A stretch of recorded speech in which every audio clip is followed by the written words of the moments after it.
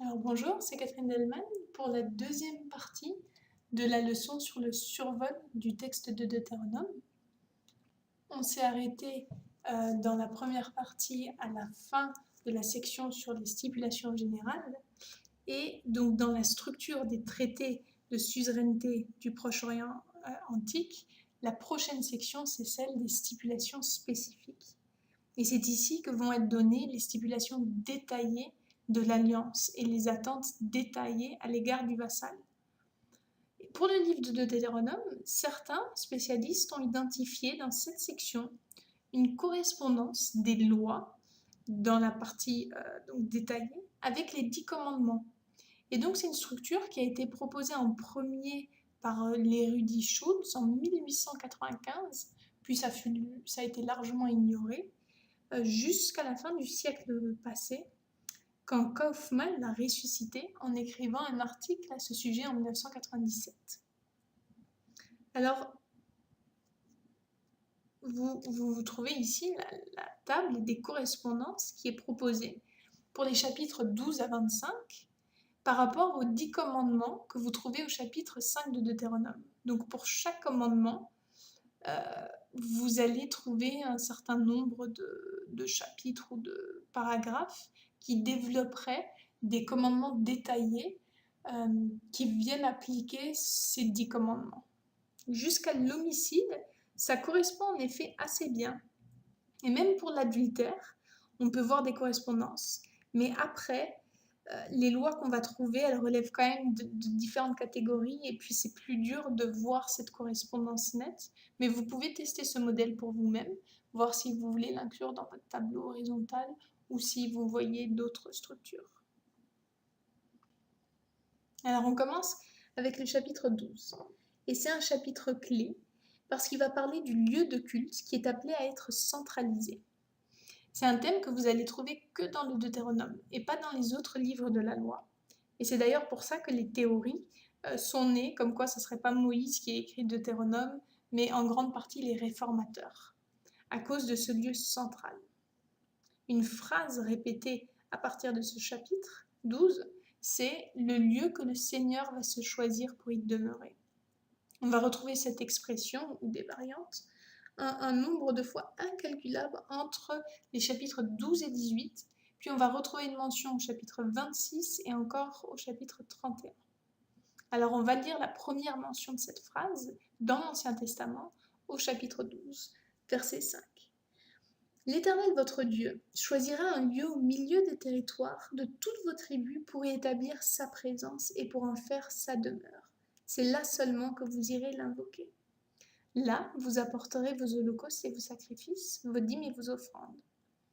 Vous n'agirez donc plus comme nous agissons ici aujourd'hui, où chacun fait ce qu'il semble bon. Car jusqu'à présent, vous ne connaissez pas encore une existence paisible et vous n'avez pas encore reçu le patrimoine que l'Éternel votre Dieu va vous donner pour que vous meniez une existence paisible. Vous allez traverser le Jourdain et vous habiterez le pays que l'Éternel votre Dieu vous donne comme patrimoine. Il vous fera connaître une existence paisible en vous délivrant de tous les ennemis qui vous entourent, et vous habiterez en toute sécurité dans le pays. Alors l'Éternel, votre Dieu, choisira un lieu pour y faire habiter son nom. C'est là que vous apporterez tout ce que je vous ordonne. Etc., etc. Et verset 13. Gardez-vous d'établir vos holocaustes dans n'importe quel lieu que vous trouverez. C'est uniquement dans le lieu que l'Éternel choisira dans l'une de vos tribus que vous offrirez vos holocaustes. C'est là seulement que vous ferez tout ce que je vous prescris. Alors qu'ils entrent en terre promise, c'est la thématique de la présence de Dieu qui est à présent abordée pour leur nouvelle saison de vie. Yahvé, le seul et unique Dieu, va demeurer au milieu de son peuple en un seul endroit. Il n'est pas comme les dieux païens qui ont des lieux de culte sur tous les hauts lieux du pays. Et pourquoi est-ce que c'est si important ? Parce qu'il y a le risque de syncrétisme. Ça se définit par le fait qu'il mélange dans un système religieux des éléments de différents systèmes religieux. Par exemple, qu'ils puissent adorer Yahvé sous la forme de Baal ou d'Ashéra, ou alors à côté de Baal et d'Ashéra. Et ça, c'est les lieux des cultes de fertilité cananéens. Puisque Yahvé est unique et non pas multiple, comme les dieux païens, il ne peut pas être adoré dans les hauts lieux où sont adorés les Baals et les Ashéras. Et c'est aussi pourquoi ils ne peuvent pas représenter Dieu sous la forme d'une image. Quand ils sont rentrés dans la terre promise, cet endroit où réside la présence de Dieu va être au début encore le tabernacle.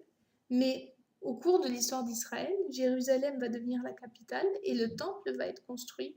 Et c'est donc là que va finir par être le lieu que s'est choisi Dieu.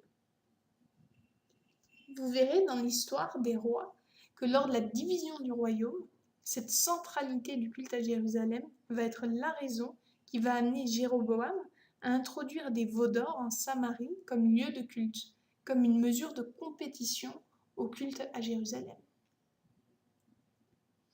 Puis la seconde partie du chapitre 12, c'est une mise à jour d'une loi qui avait été donnée dans Lévitique 17.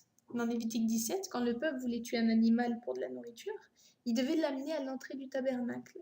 Et c'était une mesure facile à mettre en place quand les tribus sont campées autour du tabernacle. Mais quand le peuple commence à s'installer dans le pays promis, ça va être difficile de venir par exemple depuis Bethel jusqu'à Jérusalem juste pour faire tuer l'animal, puis retourner avec la viande, parce que ça prendrait des jours et puis la viande elle serait avariée.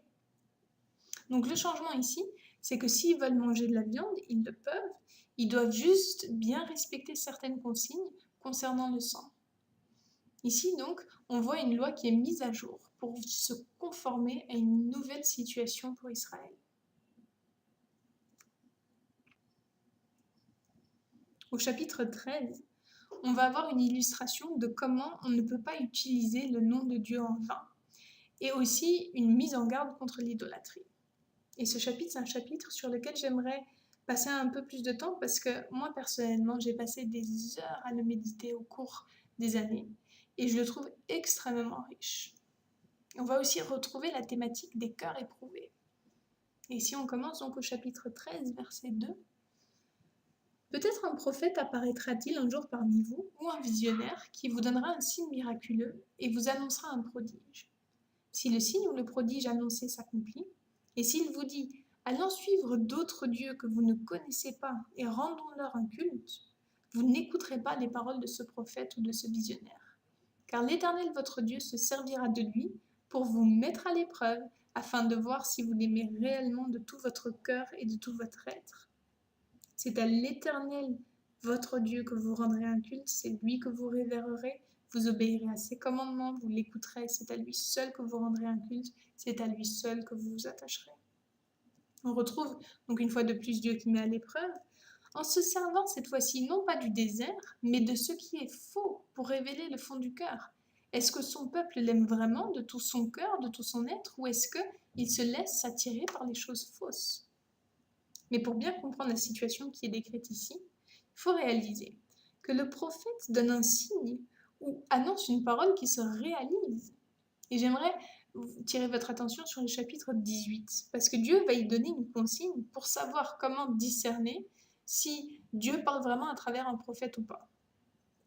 Donc au verset 22 du chapitre 18, il fallait considérer que si une parole ne se réalisait pas, cette parole était une parole que le Seigneur n'a pas dite. Mais donc, à contrario, ils peuvent considérer qu'une parole qui se réalise, c'est une parole de Dieu. Du coup, si on revient au chapitre 13, ça peut, au début, paraître une situation assez confuse. Parce que on a une parole qui se confirme. Mais Dieu va venir donner un principe spécifique qui prévaut. Et en loi, en droit, c'est toujours comme ça, le principe spécifique va prévaloir sur le principe général. Et le principe ici spécifique qui prévaut et qui disqualifie le prophète quand bien même sa parole se réalise, c'est qu'ils ne doivent jamais, jamais, jamais se laisser entraîner à suivre et servir d'autres dieux, des dieux que ni eux ni leurs pères n'ont connus. Cette expression des dieux que ni vous ni vos pères n'avez connus, elle est répétée 3 fois dans le chapitre, versets 2 à 4, 7 à 9, 13 à 14, mais bien plus dans le livre en entier. Donc, Ensuite, dans le chapitre 13, Moïse va passer en revue d'autres scénarios après le prophète. Quelqu'un de proche ou même une ville, si quiconque les entraîne à suivre des dieux qu'ils n'ont pas connus, ces personnes doivent être mises à mort. Et c'est triste, mais triste de constater que c'est un avertissement qui n'a pas été suivi et que, à travers son histoire, Israël ne va pas arrêter de se détourner de Yahvé pour aller connaître, pour aller suivre ces dieux qui auraient dû leur rester inconnus. Ça va aller des veaux d'or au Baal et ils vont juste jamais cesser leur idolâtrie jusqu'à ce qu'ils aillent en captivité, en exil. Il y a deux éléments clés de l'avertissement de Moïse qui sont repris dans le Nouveau Testament. L'exhortation à s'attacher au Dieu que le peuple a connu, celui qui leur a été annoncé au travers de la bonne nouvelle. Et la deuxième chose, c'est la réalité que Dieu éprouve les cœurs pour en sonder les profondeurs et la pureté de l'amour qui lui est porté. L'apôtre Paul va préciser que l'avènement de toutes sortes de miracles, de signes et de prodiges mensongers et avec toutes les tromperies de l'injustice, pour ceux qui vont à leur perte, sera permis par Dieu, et que ça va égarer tous ceux qui n'ont pas accueilli l'amour de la vérité pour être sauvés, ceux qui n'ont pas cru à la vérité, mais qui ont pris plaisir à l'injustice. Vous trouvez ça dans 2 Thessaloniciens, chapitre 2, versets 8 à 12. Paul, vous l'avez vu, il est aussi très véhément dans son exhortation aux églises à s'attacher à la vérité et à l'évangile tel qu'il leur a été enseigné. Et il va jusqu'à affirmer qu'autrement, ils auraient cru en vain dans 1 Corinthiens 5 au verset 1 et 2. Aux Galates, il écrit avec passion, je trouve ce passage magnifique, c'est Galates 1, versets 6 à 10. Je m'étonne que vous vous détourniez si promptement de celui qui vous a appelé par la grâce de Christ pour passer à un autre évangile. Non pas qu'il y ait un autre évangile, mais il y a des gens qui vous troublent et qui veulent renverser l'évangile de Christ. Mais quand nous-mêmes, quand un ange du ciel annoncerait un évangile autre que celui que nous vous avons prêché, qu'il soit anathème. Nous vous l'avons dit précédemment et je le répète à cette heure, si quelqu'un vous annonce un autre évangile que celui que vous avez reçu, qu'il soit anathème. Donc, c'est central à cet avertissement de Moïse, cette emphase et cette mise en garde contre les dieux que le peuple n'a pas connus. L'utilisation du pluriel, qui ici se réfère clairement à la pratique de l'idolâtrie, peut faire croire à l'Église qu'il s'agit d'une thématique qui serait moins pertinente pour l'époque contemporaine.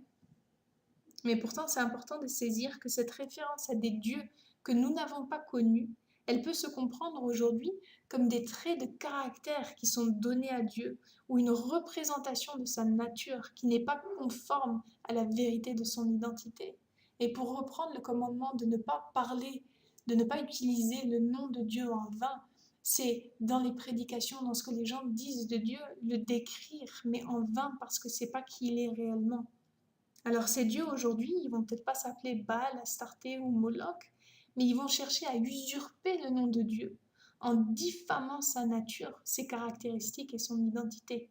Alors je vais l'illustrer de manière très concrète. Si vous prenez par exemple l'évangile de la prospérité, mais tiré dans ses extrêmes, que Dieu est celui qui veut vous donner une Mercedes, c'est utiliser le nom de Dieu en vain. Et peut-être qu'un prophète va vous dire une promesse qui va se réaliser, mais si ça vous entraîne à servir le Dieu de l'argent, c'est une parole qui ne vient pas de Dieu. Jésus souligne le degré de subtilité des séductions des derniers temps, quand il met en garde que Satan cherchera à tromper même les élus. Et il nous faut réaliser que s'il s'agit de séduction, c'est qu'elles sont plaisantes au premier abord, qu'elles sont attirantes, et elles peuvent même nous paraître spirituellement attirantes. Parfois, on peut se tromper spirituellement. Donc il faut toujours veiller, il faut toujours sonder nos cœurs, en nous demandant si le Jésus que nous adorons correspond bien à celui qui nous est annoncé dans la parole. Quand on arrive au chapitre 14, on a la répétition des lois alimentaires qu'on trouve dans le Lévitique au chapitre 11, mais ici c'est une section beaucoup plus courte puisqu'on n'a pas besoin de répéter les détails. Et puis au sujet de ces lois alimentaires, il y a eu plusieurs propositions quant à savoir ce qu'elles sont, pourquoi elles sont dans la loi. Alors certains pensent qu'elles sont incluses dans la loi pour des raisons d'hygiène, puis on a déjà vu que c'est possible, puisque certains des animaux qui sont interdits sont des animaux qui mangent de la chair en décomposition. D'autres ont suggéré que peut-être ça pourrait être pour protéger Israël contre des cultes païens. Alors c'est sûr que on a un contexte historique qui nous manque un peu pour comprendre exactement pourquoi. Mais à la fin des Lévitiques, on trouve cette mention qu'ils sont appelés à être comme Dieu. Et Dieu est saint. Et saint, ça veut dire distinct, séparé. Et ce qui est intéressant à ce sujet, c'est que dans Marc 7, Jésus déclare que toute nourriture est pure. Et donc il ôte le besoin pour ces lois de nourriture. Et pourquoi? Parce que la distinction n'est plus nécessaire. Le peuple de Dieu, il est à présent composé de ceux qui mettent leur foi en Jésus. Et c'est ça qui les distingue. À partir de chapitre 14 au verset 22, on a une section qui parle de la dîme. Et c'est très intéressant parce que on avait donc déjà vu dans Nombre 18 et Lévitique 27 des instructions à ce sujet. Et ici, on va avoir tout un set de nouvelles instructions qui se recoupent, mais qui ne sont pas nécessairement entièrement pareilles. Je vous laisse relire toutes ces sections. Et on voit donc dans Nombre et Lévitique que la dîme elle est consacrée aux activités du temple, puisqu'elle va aller aux prêtres et aux lévites pour leur permettre de faire leur travail et de se nourrir. Donc c'est comme leur salaire. Mais ici, dans Deutéronome au verset 14, vous remarquerez que la dîme, elle est mangée par celui qui la donne, dans la présence de Dieu, au temple, avec sa famille. Et puis, les Lévites sont inclus, donc ça paraît vraiment être une célébration. Ensuite, au verset 28, il y a aussi une autre dîme qui est donnée, et celle-ci, elle est pour le Lévite, l'immigré, l'orphelin, la veuve, mais elle est donnée tous les 3 ans. Alors, il y a des spéculations quant à savoir s'il faut comprendre toutes ces dispositions comme additionnelles aux autres dîmes, qui ont déjà été mentionnées dans Lévitique et Nombre, ou alors s'il faut les lire ensemble. Si on les lit ensemble, la combinaison des passages va suggérer que chaque année, le 10e de la production de tout Israélite doit être apporté au temple pour être redistribué aux Lévites. À cette époque de l'année, lors de la fête d'ouverture, tous les Israélites mangent une partie de cette dîme, et le reste, qui devait représenter la plus grande part de la dîme, appartenait aux Lévites. Et tous les 3 ans, la dîme était apportée dans les villages et mise en dépôt pour être distribuée aux Lévites et aux nécessiteux. Ou alors, si on les lit comme additionnelles les unes aux autres, on peut suggérer qu'il y a alors 3 dîmes. Une pour les prêtres et les Lévites qui est donnée chaque année, une pour les nécessiteux qui est donnée tous les 3 ans et qui est qui est mis, entreposé et puis redistribué selon leurs besoins. Et on aurait du coup celle de Deutéronome 14, 14, qui pourrait être connectée à l'idée de la célébration en famille qu'on retrouve notamment à Deutéronome 16, 16, puisque 3 fois par an, aux 3 festivals, tous les hommes doivent apparaître devant le Seigneur au lieu qu'ils se choisissent et apporter ce qu'ils peuvent selon ce que le Seigneur leur a donné. Donc tout le monde se rassemble pour célébrer. Et c'est le cœur de la religion d'Israël, la célébration. C'est d'ailleurs quelque chose à remarquer dans le calendrier des fêtes juives de l'Ancien Testament. Le seul jeûne, c'est celui du jour du grand pardon. Mais le reste de l'année, les fêtes sont véritablement des fêtes et elles vont rythmer le calendrier d'Israël. D'ailleurs, souvenez-vous que dans les sacrifices offerts, pour la plupart, celui qui offre le sacrifice participe au repas. Donc il y a cette forte dimension de laquelle on peut s'inspirer, que dans nos dons, dans notre générosité, on se réjouisse des bonnes choses que Dieu fait pour nous et qu'on mette à l'honneur la célébration. Mais il y a encore plus de dispositions par rapport à la générosité et on va regarder ça.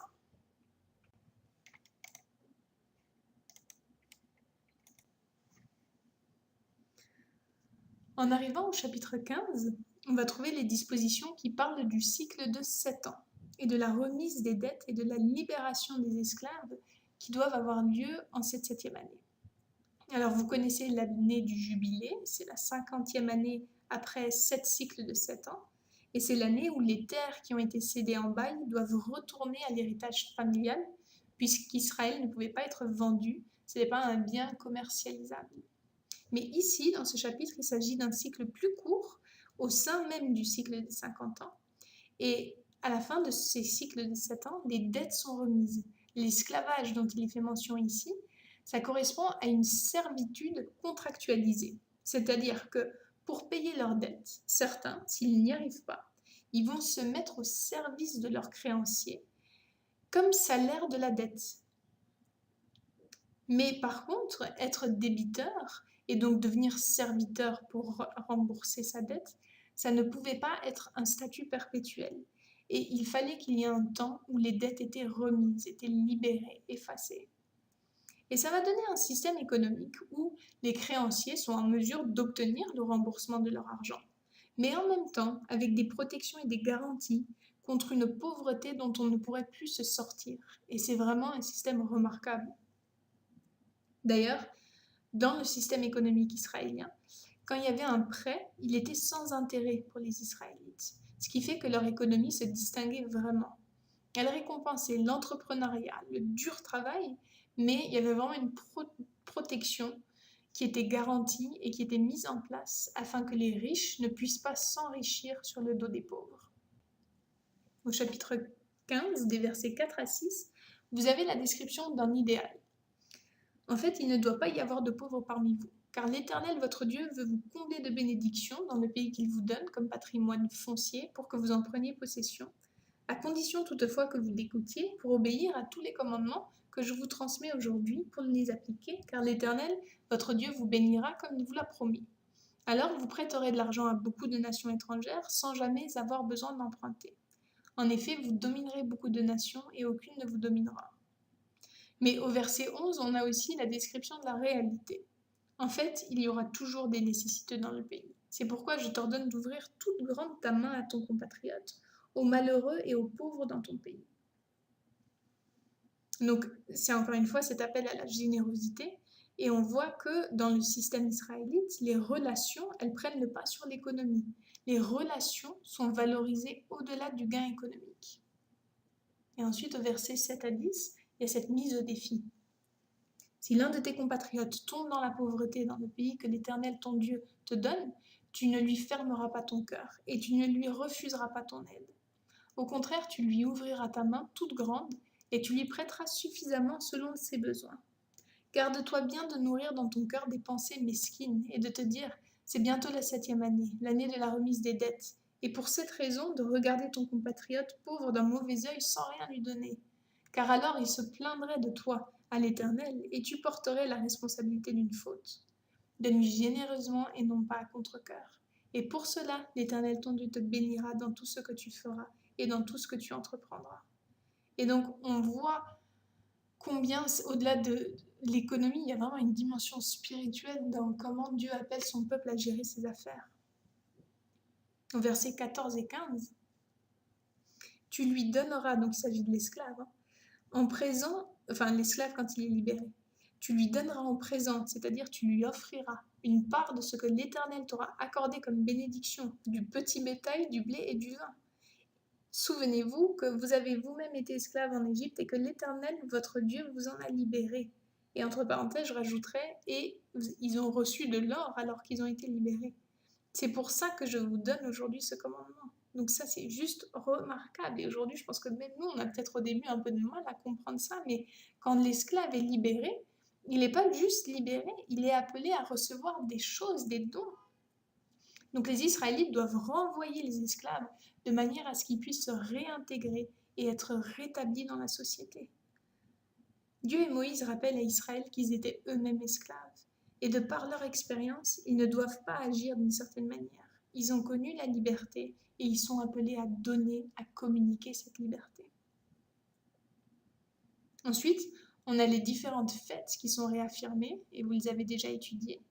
Mais vous remarquez que c'est toujours au lieu que Dieu s'est choisi. Et donc la clé, ça va toujours être de se réjouir ensemble. Je voudrais quand même m'arrêter quelques instants du coup sur ce qu'on a déjà un peu souligné, ce penchant que Dieu a dans sa loi de prendre soin de ceux qui sont dans le besoin. Et cette catégorie de personnes répétées, vous allez la trouver un peu partout, le lévite, l'immigré, l'orphelin et la veuve. Dieu va prendre soin d'eux dans la loi.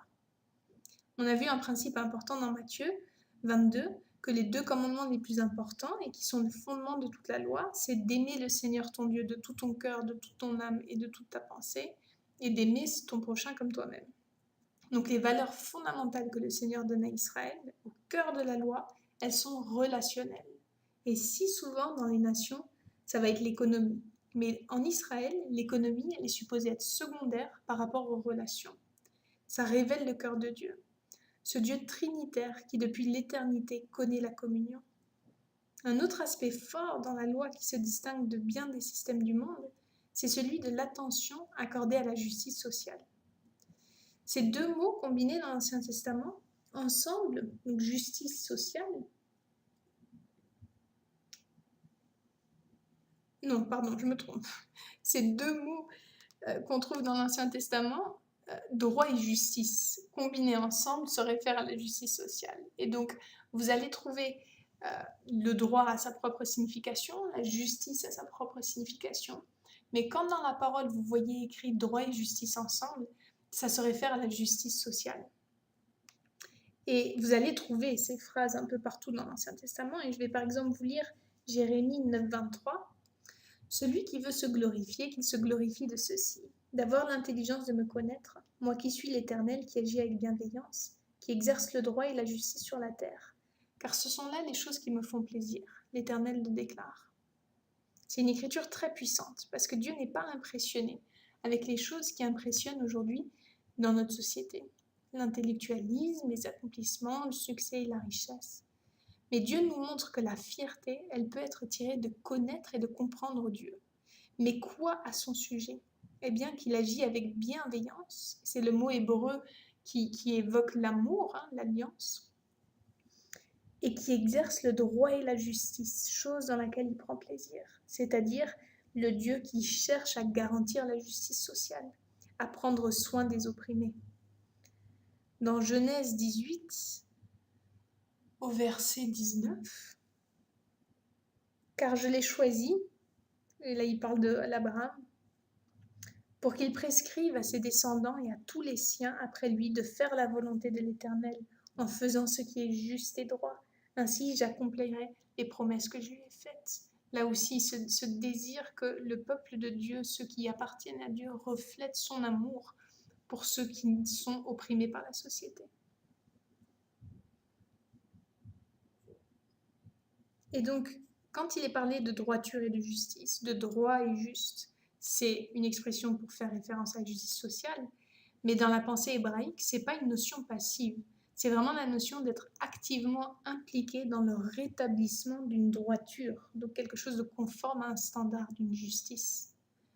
Et vous verrez en étudiant les prophètes que les 3 principaux reproches que Dieu va faire à son peuple, au niveau de la désobéissance à la loi, ça va être l'idolâtrie, l'alliance avec les nations étrangères en face du danger plutôt que de faire confiance à Yahvé, et l'injustice sociale, combien ils vont bafouer le droit des pauvres. Ça va vraiment revenir très souvent comme un reproche.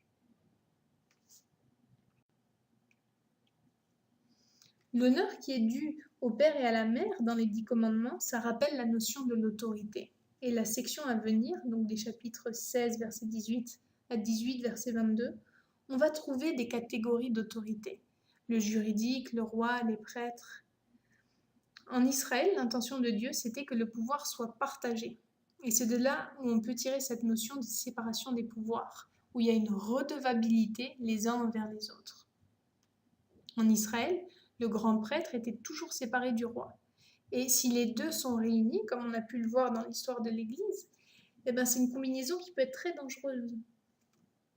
Vous remarquerez que quand ça parle des juges, l'accent il est mis sur de bons jugements sans distorsion de la justice. Puis au début du chapitre 17, on a une étude de cas de l'idolâtrie, comment il doit y avoir une enquête poussée, il doit y avoir 2 ou 3 témoins, les témoins vont être les premiers à dresser la main contre la personne, et ça c'est pour leur faire réaliser qu'ils ne peuvent pas témoigner légèrement, ils sont participants de la condamnation, et c'est quelque chose qui est pas à prendre à la légère. Et si le cas est trop dur, il y a donc cette autorité supérieure à laquelle il peut être fait appel. Ensuite, on a les instructions pour le roi. Dieu était le roi et son intention, c'était d'être le suzerain. Mais on dit dans Samuel que quand Israël désire un roi physique, ça leur est accordé. Et du coup, ça implique un gouvernement centralisé. Et un gouvernement centralisé, ça coûte très cher. Donc, il va falloir imposer des impôts pour payer pour ce gouvernement centralisé. Alors que l'intention de Dieu, c'était d'être leur Dieu et d'avoir un gouvernement décentralisé, donc local, qui est plus redevable et moins coûteux. En étudiant Samuel, vous allez voir comment Samuel a averti Israël de ces choses et on va voir le coût que ça va représenter pour Israël d'avoir ce gouvernement. Mais donc, il leur est accordé un roi, et puis ici, par avance, comme Dieu révèle déjà les choses à Moïse, il va y avoir des instructions pour ce roi. La première chose, c'est qu'il faut reconnaître que le roi, c'est une position déléguée de suzerain. Donc c'est Dieu lui-même qui est le roi, et le roi est un délégué de Dieu. Du coup, ce roi, il va devoir être très différent des rois égyptiens, assyriens, babyloniens, cananéens, parce que ceux-ci, ils avaient une autorité absolue. Et souvent, ils étaient même considérés comme des rois eux-mêmes, des dieux eux-mêmes, pardon. Mais ce n'est pas le cas pour le roi d'Israël. Parce que lui, il est le sujet, donc il est soumis à la même loi que le peuple. Tous les jours, le roi devait lire la loi pour apprendre à craindre le Seigneur. Verset 20, ainsi, il ne s'enorgueillira pas pour s'élever au-dessus de ses compatriotes et il ne déviera de la loi ni dans un sens ni dans l'autre. De la sorte, il s'assurera, ainsi qu'à ses descendants, un long règne sur le trône d'Israël. Et on voit d'ailleurs aujourd'hui dans les nations que certaines, où les gouvernements sont devenus des dictateurs, des despotes, quand ils sont au-dessus de la loi, alors que d'autres, justement, les dirigeants sont soumis à la loi et peuvent être amenés à devoir démissionner ou à être destitués en cas de violation de la loi. Vous remarquerez aussi que les rois d'Israël ne doivent pas développer de trop grosses armées ou de trop grands harems. Toujours cette notion de ne pas être détourné de Dieu. Les armées, elles pourraient les amener à ne plus dépendre de Dieu, mais à dépendre de leur propre force. Les femmes, les harems, et puis comme l'argent aussi, c'est des choses qui peuvent détourner le cœur de Dieu.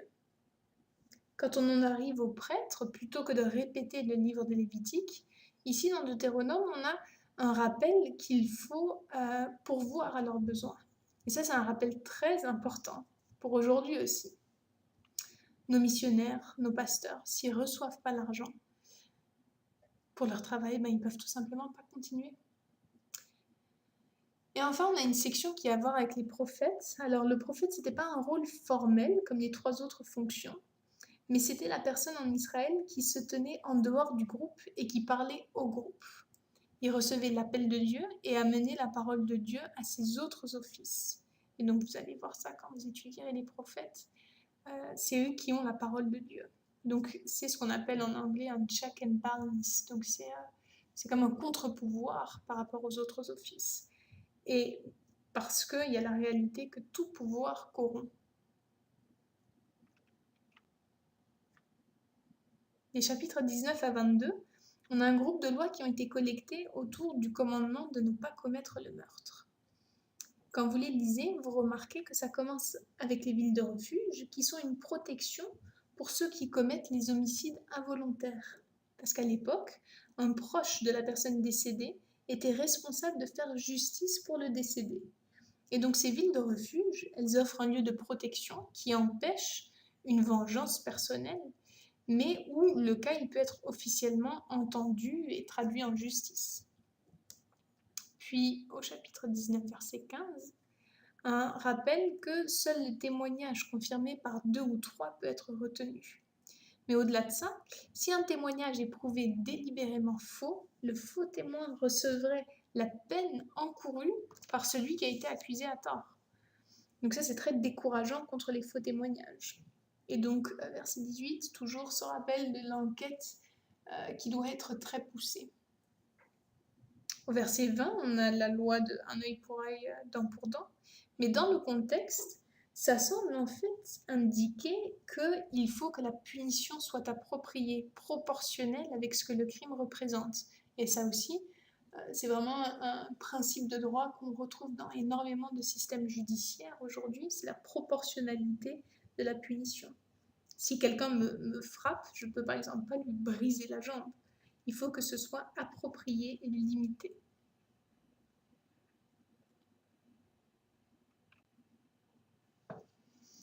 Ensuite, on a les lois de la guerre. Et vous allez remarquer que même là, il y a un accent sur les relations. C'est Dieu qui accorde la victoire. C'est pas l'armée qui va produire la victoire. Et dans la conception de l'époque, d'ailleurs, je fais une parenthèse, mais les guerres étaient vraiment comprises comme les guerres des dieux. Et celui qui gagnait la guerre, c'était son Dieu qui gagnait la guerre. C'est quelque chose à garder en tête aussi quand vous verrez des instructions concernant la guerre. Du coup, il faut que l'entrée dans le militaire se fasse de manière volontaire et il n'y a pas de réquisition. Maintenant, si on va au verset 2 du chapitre 20, quand il est dit « Quand ils vont en guerre, ils doivent d'abord proposer la paix ». Là, il faut comprendre qu'il y a deux cas de figure. Prenez par exemple verset 16. Ici, ça parle de la terre qu'ils vont envahir. Et là, les règles sont très claires. Pour les frontières, à l'intérieur des frontières de la terre de Canaan que Dieu leur a donnée, ils doivent tuer tout le monde. Il n'y a pas d'accord de paix qui est proposé. Tout le peuple doit être détruit. Tous les lieux d'idolâtrie doivent être enlevés. Et on a déjà vu pourquoi. Je pense qu'on a été dans le détail de la dépossession. Par contre, pour ce qui concerne les villes au-delà des frontières que Dieu leur a accordées, ça c'est chapitre 20, verset 10, c'est pas les mêmes conditions. D'abord, ils doivent proposer la paix. Au chapitre 21, verset 10, c'est des instructions sur les femmes captives, donc des captives de guerre. C'est une loi intéressante, mais il faut, avant de l'étudier, se rappeler que toute loi n'est pas forcément la volonté parfaite de Dieu, mais que parfois elles sont incluses à cause de la nature déchue de l'homme. Et on voit à travers l'histoire que quand les armées rasent des villes, c'est toujours les plus vulnérables, les enfants et les femmes qui connaissent des sévices terribles. Et pour les femmes, on le sait aujourd'hui dans les détails, hein, qu'il y a des terribles actes de guerre, de viol, d'esclavage sexuel, etc. Et quand Israël entre en guerre, il ne faut pas qu'ils aient ces comportements. Du coup, si un soldat trouve une femme attirante, cette femme, elle conserve une dignité et des droits. Donc, elle a le droit à un temps pour faire le deuil. Et puis ensuite, il faut qu'elle soit mariée, pas juste utilisée. Et si le mariage ne fonctionne pas, elle ne peut pas devenir esclave. Donc, même si ces lois, elles nous semblent étranges, dans le contexte du monde antique et de l'histoire des guerres, elles se distinguent.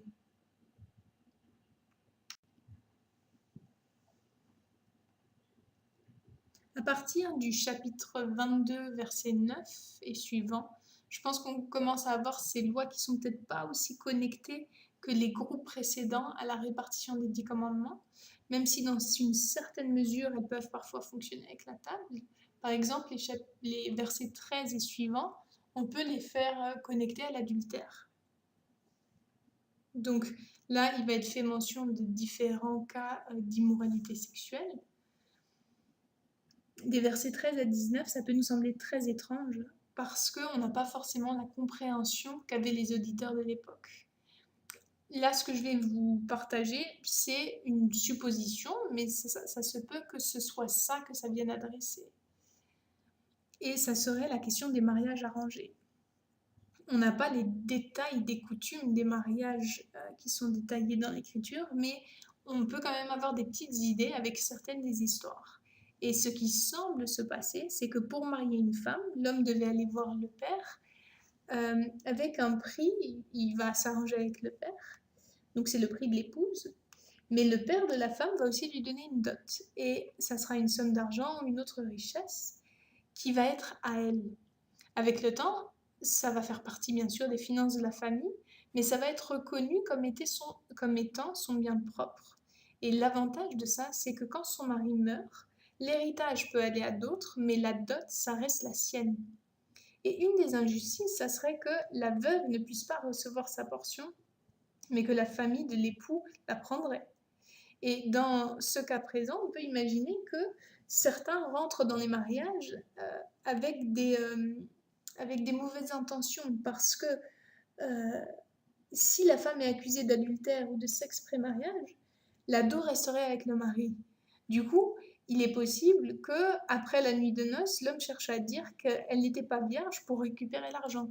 Et du coup, avec la preuve du sang sur le drap, qui serait pris par le père et gardé comme preuve dans cette société antique, euh, la femme aurait une protection. Si l'accusation est vraie, la femme est lapidée. Mais si c'est faux, l'amende est énorme, donc c'est très dissuasif.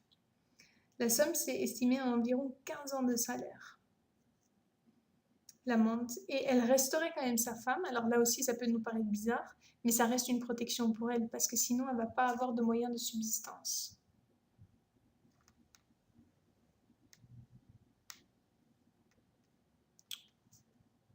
Il y a d'autres catégories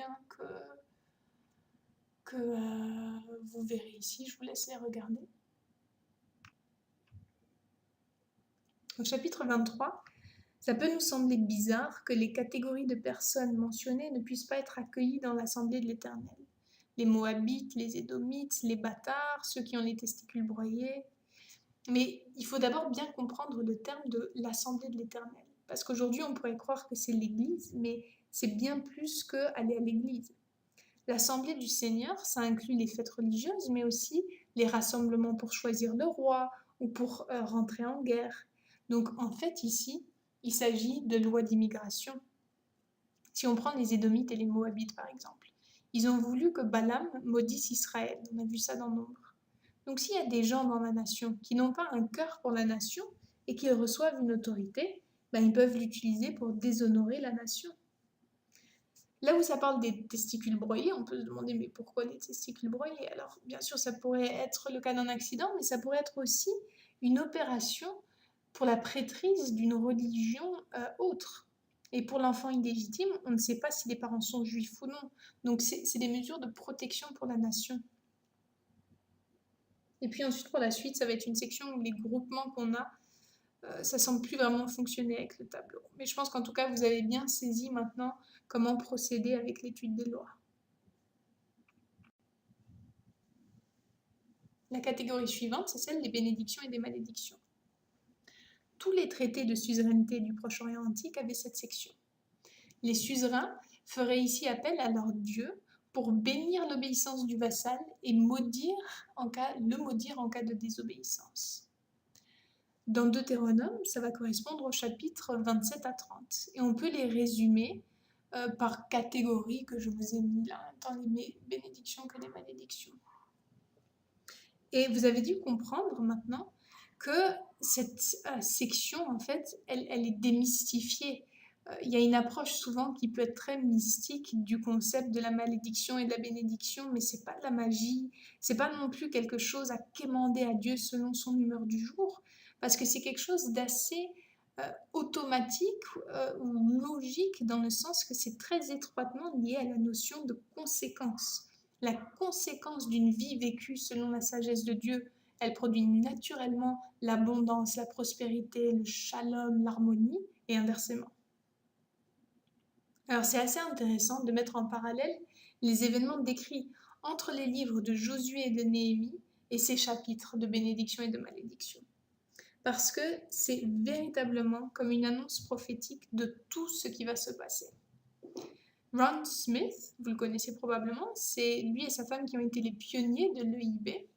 Et il y a des années, il a fait un exercice. Il a listé toutes les malédictions. Puis il a lu Roi, Jérémie et Lamentation. Et il a identifié l'accomplissement de chacune de ces malédictions. Et vous le verrez vous le verrez par vous-même dans la suite de vos études.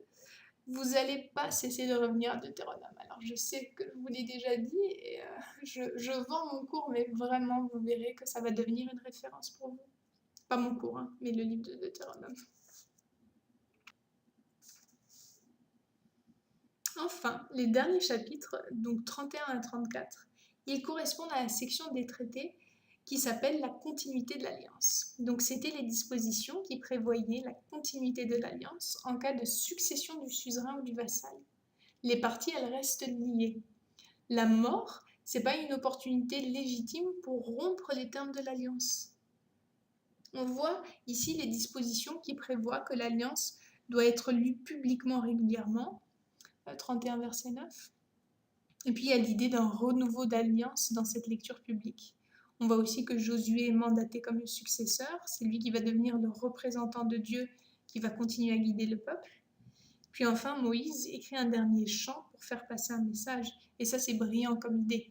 Parce que quand tu veux te souvenir de quelque chose, il faut le mettre en musique. Dans une de nos écoles d'ailleurs, une de nos staffs avait écrit une chanson pour se souvenir des destinations des voyages de Paul. Et ça avait marché. Donc ce chant, c'est un dernier défi, une dernière mise au défi, à obéir et des avertissements. Donc c'est comme un ultime appel à la fidélité à l'alliance. Et enfin, Moïse bénit les tribus. Puis dans le dernier chapitre, c'est un épilogue, quelqu'un l'a écrit par la suite, on a le récit de la mort de Moïse, à qui Dieu permet néanmoins de voir le pays. 34, verset 4. Et donc, ça nous amène à la fin de l'étude de ce livre. Et bon, je ne vais pas réinsister sur ce que j'ai déjà pu vous dire, mais vraiment, j'espère qu'il vous aura éclairé et continuera à vous éclairer pour le reste de vos études dans cette nouvelle section à venir pour vous et à la découverte de tout un nouveau pan de l'histoire d'Israël. Et je vous dis du coup à très bientôt parce que vous me retrouverez dans certains de ces enseignements justement.